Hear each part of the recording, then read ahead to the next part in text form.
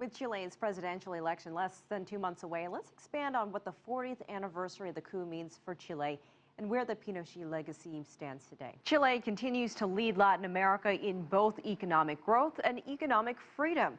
These positive outcomes reflect well on the solid policy choices implemented by the administration of outgoing President Sebastián Piñera.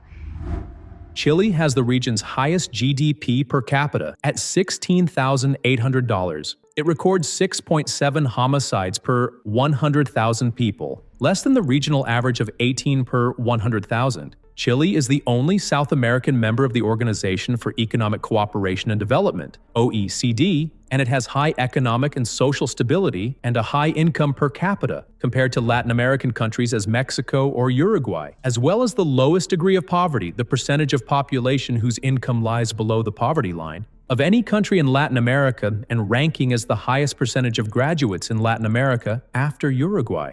It is these numbers that tell us why Chile has quietly assumed Latin America's lead. For the most part, the world knows very little about what Chile has achieved. Brazil is awe-inspiring because it is so big, and Mexico is appealing because it is right on the doorstep of the US. But when you look at the track records on most of the major metrics, Chile has been the unsung star of Latin America for years now. The data reveals a very clear trend, which puts Chile at the top of the region.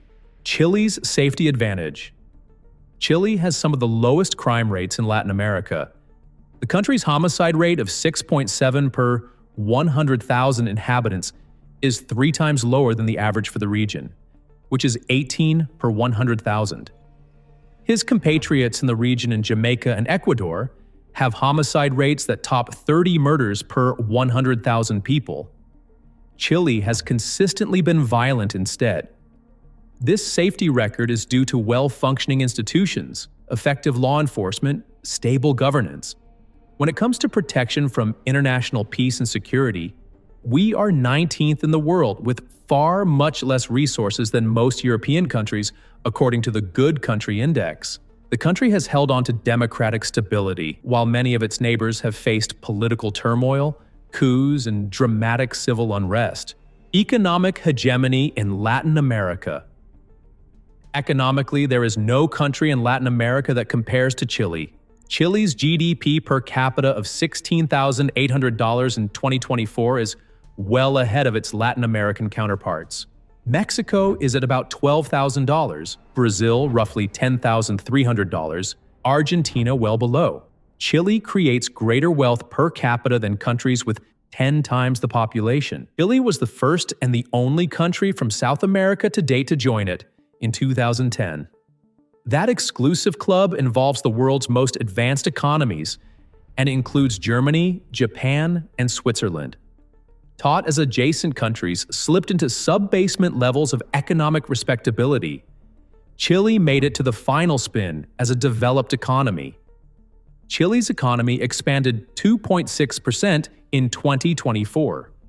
Boosted by increased mining exports and recovery in investment, inflation fell from 7.6% in 2023 to 4.3% in 2024. Testament to effective monetary policy. The Chilean peso is still one of the most stable currencies in Latin America, which leaves few gaps for the surprise that encourages getting money in for doing business. Resource management strategies and planning. The 25% of world supply controlled by Chile makes it the largest producer of the metal. The country is also the world's second largest lithium producer, making it an ideal candidate for the electric vehicle revolution. Chile has largely avoided the resource curse that plagues many other commodity-rich countries by diversifying its economy and prioritizing education and infrastructure. The Heritage Foundation ranks Chile as Latin America's most robust protector of private property, with a freedom score of 90 out of 100.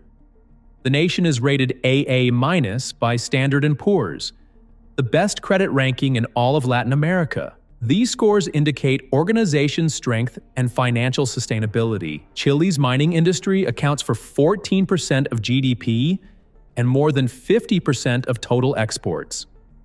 It is the country's second biggest export, and 5.6 million tons are produced every year, almost double the 2.4 million tons produced in Peru. Chile was producing 180,000 tons of lithium in 2023, or a third of global supply. This bounty pays for social programs and infrastructure projects throughout the land. According to the World Bank, Chile has the best pension system in livability among the member economies of the Organization for Economic Cooperation and Development. Under that system, Chile spends around 19.6% of its GDP on social welfare, so Chileans enjoy better healthcare, education, and social protection than citizens of many wealthier countries do. By 2024, life expectancy in Chile was 80.5 years, the highest on the continent and similar to that of advanced European countries. The literacy rate of the country is 96%, much higher than other countries in the region, which average 87%.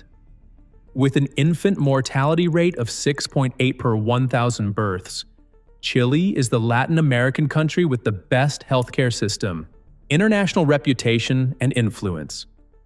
In the Good Country Index, which scores nations on their contributions to global welfare, Chile tops the list in Latin America. This includes international peace and security, climate action, and global prosperity. Chile is the 19th most peaceful or secure country in the world, ahead of many European countries. It is the best in the region in gender parity, 78th in the world in 2006, but 21st in the world in the Global Gender Gap 2024. This is one of the fastest progressions of gender equality in the world. Natural and geographic conditions. The country stretches over 2,700 miles along the west coast of South America and is endowed with unparalleled geographic variety. It is home to all of the world's climate zones. The Atacama Desert in the north of Chile is the driest place on Earth, so parched that NASA has used it as a testing ground for Mars rovers. The south of Chile boasts Patagonian glaciers, mountains, and unspoiled nature. In Chile to the south, the Humboldt and Magellanic penguins settle down its coastline. The desert and the penguins are proof that within a single nation, an incredible diversity of environments exist. Chile is now the 7th largest wine-producing country in the world. Wine has been produced in Chile since 1554. However, it is French, Italian, and California wines that Chilean wine must now compete with in other countries. Chilean wine is popular with both critics and consumers, with wines receiving strong top ratings and value prices which are mainly exported throughout the world. Leadership in infrastructure and innovation.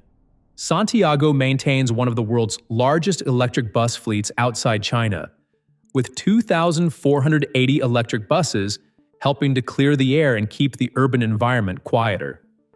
This is a clear indication that governments are embracing sustainable urban planning and environmental innovation. Fueled in part by Chile, which is the highest-ranked country in Latin America, 20th, advancing 7 points rather quickly. The country was acknowledged as home to the world's largest electric bus fleet outside China. An example of practical environmental leadership, Chile sources 61% of its electricity from renewables, aiming for 70% renewables by 2030. The country is home to Latin America's one and only solar tower, a 240-meter behemoth of molten salt technology that stores energy for 17 hours. Chile added 35% more renewable energy capacity from 2020 to 2024, the fastest growth rate in Latin America.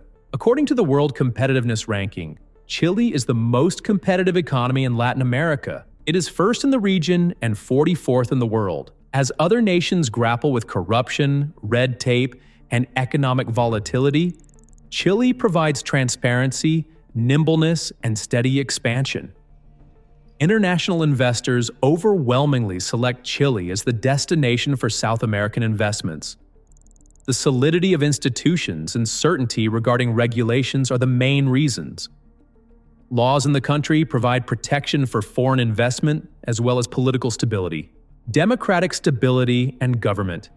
Chile has experienced peaceful transfers of power since it transitioned to a democratic government. In contrast to a number of neighboring countries in the region, which span the gamut from coups, civil wars, and political instability, Chile has maintained a relatively stable democracy.